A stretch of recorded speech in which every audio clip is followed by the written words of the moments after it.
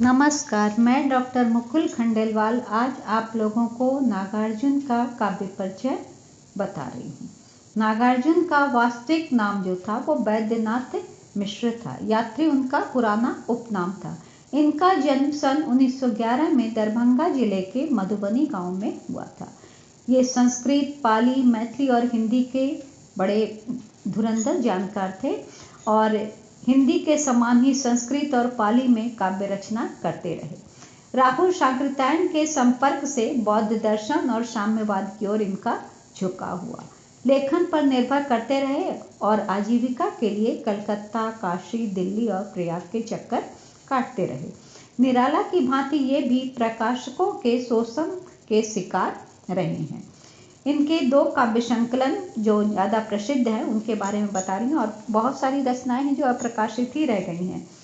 इनको धनाभाव था और इस चलते भी रह गई हैं। पहली है युगधारा, इनकी माने प्रसिद्ध रचना जो 1956 में छपी और दूसरी है सतरंगे पंखों वाली 1959 में। इसके अतिरिक्त बहुत सी रचनाएं जो है वो तो छप ही नहीं पाई क्योंकि आर्थिक तंगी इनके पास बहुत ज़्यादा थी। फिर भी इनके जो रचित कृतियां हैं उनका नाम बता रही हूँ। हजार हजार बाहों वाली, पुरानी जूतियों का कोरसा, भस्मासुर, तालाब की मछलियाँ, चना जोर गरम, प्रेत का बयान, खून और शोले, प्यासी पथराई आँखें, भस्मासुर इनका जो है वो प्रबंध काव्य है।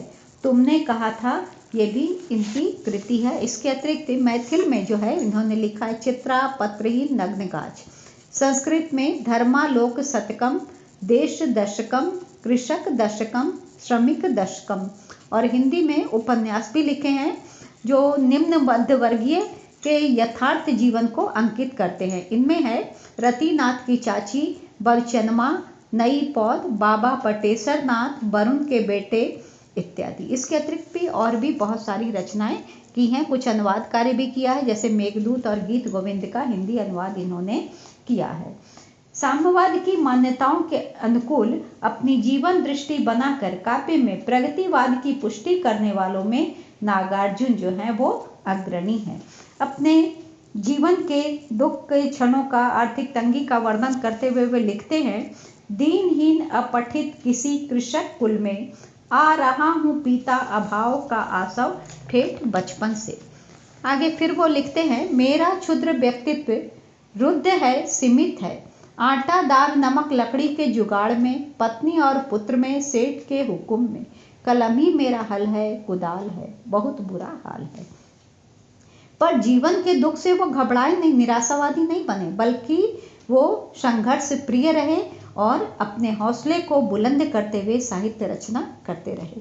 अपने दुख के भीतर से अपने से भी असंख्य छोटे लोगों के दुख को उन्होंने समझा और इसी से दलित वर्ग के पक्ष में इनकी रचनाएं ज़्यादा देखने को मिलती है।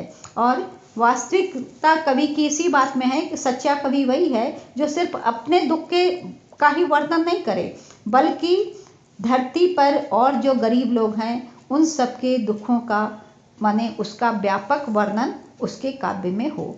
इस युग के संवेदनशील कवियों में इस दृष्टि से नागार्जुन का नाम अग्रगण्य है।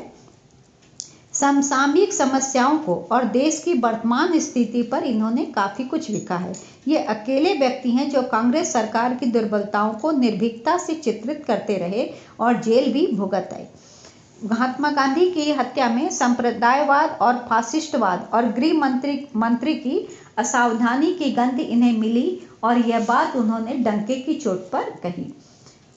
भारतेंदु हरिश्चंद्र के युग के कुछ साहित्यकारों को छोड़कर पिछले 50 वर्षों में नागार्जुन जैसी तीखी और सीधी चोट करने वाला व्यंग्यकार हमारे साहित्य में नहीं हुआ। इनका व्यंग्य वस्तु स्थिति को सामने लाता है और बड़ा ही प्रभावशाली होता है। कुछ रचनाओं में इन्होंने पूंजीपतियों की बुद्धि पर, आधुनिकाओं की कोमलता पर तथा अफसरों की स्वार्थपरता पर भी तीखा व्यंग्य किया है। इस दृष्टि से देखना ओ गंगा मैया, जयती नख रंजनी तथा तो फिर क्या हुआ इत्यादि पठनीय है। यह सोचना भूल होगी कि ऐसे व्यक्ति के हृदय में कोमलता नहीं है। भावुकता के क्षण भी नागार्जुन के जीवन में बहुत आए। कहीं कहीं यह भावुकता किसी प्राचीन गाथा के सहारे बहुत ऊंचे धरातल पर भी व्यक्त हुई है। अहल्या को लेकर लिखी गई पाषाणी शीर्षक रचना ऐसी ही है। इसमें अहल्या, गौतम और इंद्र की प्रचलित कथा की जो मूल बात थी उसको ज्यों का त्यों स्वीकारते हुए इन्होंने उसको एक नया मोड़ दिया, नया अर्थ दिया। राम यहाँ शिला का स्पर्श नहीं करते बल्कि जड़वत मूर्छित अहल्या को ही संज्ञा प्रदान करते हैं।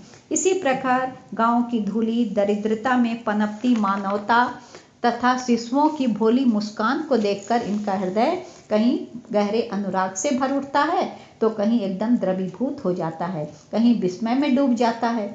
यह दंतुरित मुस्कान इनकी जो रचना है, इसमें किसी शिशु की मृदुल मुस्कान का जो इन्होंने वर्णन किया है वह कवितावली की याद दिला देता है, जो कवितावली में तुलसीदास जी ने माने श्री राम के बाल रूप का वर्णन किया है। नागार्जुन ने कुछ रचनाएं प्रवासी स्थिति में भी लिखी हैं। उनमें से मित्र और पत्नी को संबोधित कर लिखी गई कविता बड़ी मर्मस्पर्शी बन पड़ी है। कविता का नाम है सिंदूर तिलकित भाल रचना, और इसमें वे लिखते हैं, घोर निर्जन में परिस्थिति ने दिया है डाल, याद आता तुम्हारा सिंदूर तिलकित भाल। अपनी पत्नी के प्रति उन्होंने जो प्रेम व्यक्त किया वो देखते ही बनता है। प्रकृति ने भी नागार्जुन के हृदय को कम प्रभावित नहीं किया। इनके प्रकृति वर्णन को पढ़कर लगता है कि छायावाद युग अब सचमुच समाप्त हो गया। सुमित्रा नंदन पंत के समान इनके काव्य में न वायवी उड़ान है, न उपमा उत्प्रेक्षाओं का ढेर, न सूक्ष्म पच्चीकारी। यथा तथ्य ढंग का अंकन ये करते हैं। बढ़ी है इस बार गंगा खूब, सामने ही पड़ोसी के, नीम सहजन आंवला अमरूद, हो रहे आकंठ जल में मग्न। रेलगाड़ी के पैसेंजर खड़े होकर खिड़कियों से झांकते हैं। नागार्जुन की कविता की सबसे बड़ी सराहनीय बात यह है कि जीवन के प्रति उनका स्वस्थ दृष्टिकोण रहा। अपनी रचनाओं में इन्होंने शाप से अधिक वरदान को, ईर्ष्या से अधिक सद्भावना को, घृणा से अधिक स्नेह को और युद्ध से अधिक शांति को स्थान दिया। कर्म की शक्ति में उनका अटूट विश्वास रहा। सृजन की आकांक्षा के मूल में झलकती इस व्यापक गहन दृष्टि पर, इस मंगलमयी दृष्टि पर, इस चेतना दृष्टि पर उनका ध्यान दीजिए। वे लिखते हैं, यह कैसे होगा, यह क्यों कर होगा, नई नई सृष्टि रचने को तत्पर, कोटि कोटि कर चरण देते रहे अहरह स्निग्ध इंगित, और मैं अलस अकर्मा पड़ा रहूं चुपचाप, यह कैसे होगा, यह क्यों कर होगा। ऐसे महान कवि का निधन सन 1998 ईस्वी को हो गया। धन्यवाद।